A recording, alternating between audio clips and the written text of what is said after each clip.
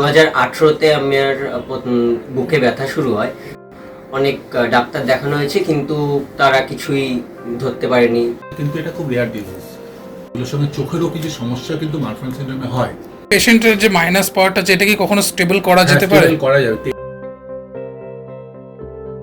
Good morning. Good morning. আপনার নাম? আকাশজ্যোতি বিশ্বাস। আপনি কোথা থেকে এসেছেন? আমি চাকদা থেকে এসেছি। আচ্ছা, আপনি রেনিকা ইনস্টিটিউটের খোঁজটা আপনি কোত্থেকে পেয়েছেন? এটা আমি আমার পাড়ায় অনেকে এখানে এসেছেন, তো তাদের মারফতই আমি এখানে। আচ্ছা আচ্ছা, মানে আপনাদের পাড়া আমাদের রেনুকা ইনস্টিটিউটের ব্যাপারে একটা গুডউইল অবশ্যই আছে। আচ্ছা, আপনি আপনার চোখ দেখানোর সঙ্গে একটা জিনিস বলেন যে আপনার মারফাস সিনড্রোম আছে। এটা খুবই একটা রেয়ার ডিজিজ এবং এটা অনেক সাইড এফেক্টও অনেক রকম হয়। আপনি যদি এটা বিষয়ে একটু দৃষ্টি লাভ করেন। আচ্ছা, এটা আমার 2018-তে আমার বুকে ব্যথা শুরু হয়। তো অনেক ডাক্তার দেখানো হয়েছে কিন্তু তারা কিছুই ধরতে পারেনি। অনেক এক্সরে, সবাই বলেছিল যে মাসেল পেইন। তো তারপরে আমি একজন এমডি ডক্টরকে দেখাই, তা তিনি তখন সিটি স্ক্যান করতে দেন। তখন তিনি ফার্স্ট বলেন যে বুকে এয়ার জমেছে। তো অনেকেই তখন শুনে অবাক যে এরকমও হয়।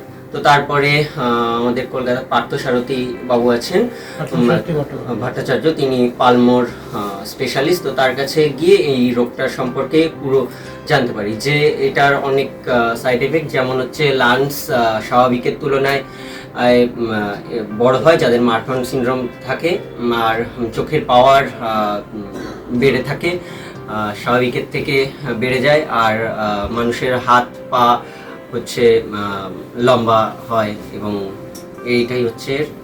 আপনি যদি কাইন্ডলি একটু দাঁড়ান এবং আপনার হ্যান্ড ডিসটেন্সটা আমরা পুরো দেখতে চাই।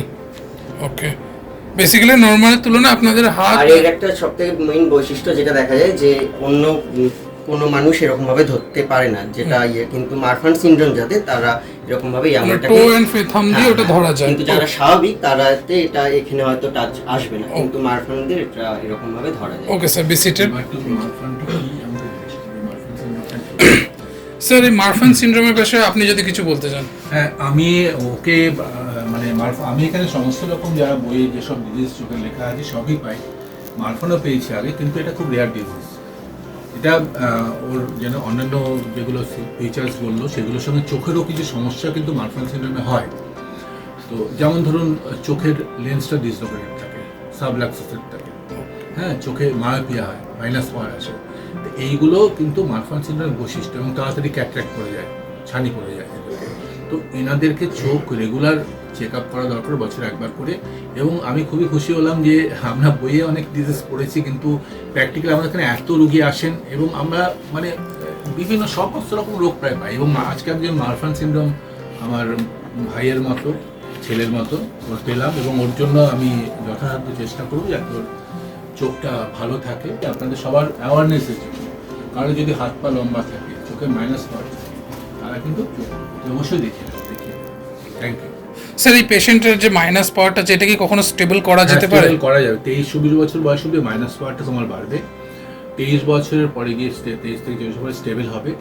আর যদি তুমি এটাকে মাইনাস পাওয়ার চশমা ইউজ করতে না চাও, তাহলে মোস্ট লেটেস্ট যে অপারেশনটা আছে, ল্যাসিক অপারেশন বলে, ওটা করলে তোমার মাইনাস পাওয়ারটা চোখ হচ্ছে চশমার করতে হবে। তুমি তখন খালি চোখেই সব কাজ করতে পারবে। যেমন ধরো আর্মি, নেভি, ডিফেন্স, রেলওয়ে, তোমাদের চশমা অ্যালাউ করে না, তারা কিন্তু ল্যাসিক অপারেশন করেই তারপর জয়েন করে, কেন ওখানে চশমা দিয়ে অ্যালাউ না, তারা যে চাকরি পায়।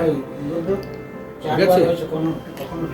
হ্যাঁ, এর যেটা সমস্যা, বুকে যখন হাওয়া জমে তো তখন ওটা ড্রেন দিয়ে বার করতে হয়, কিন্তু আমার অটোমেটিকলি মানে ওটা বেরিয়ে গেছে অ্যান্টিবায়োটিকের মাধ্যমে। কিন্তু যাদের বেশি জমে থাকে, প্রচণ্ড ব্যথা হয় আর শেষে শ্বাসকষ্ট হয়, রোগী খুব কষ্ট পায়, তো তখন ড্রেনেজ সিস্টেম দিয়ে লাংস থেকে ওই হাওয়াটা বার করে নিতে হয়। In that case you are very lucky যে আপনাকে ওই ড্রেনেজ সিস্টেমটা করতে হয়নি। Okay sir, thank you for this interview.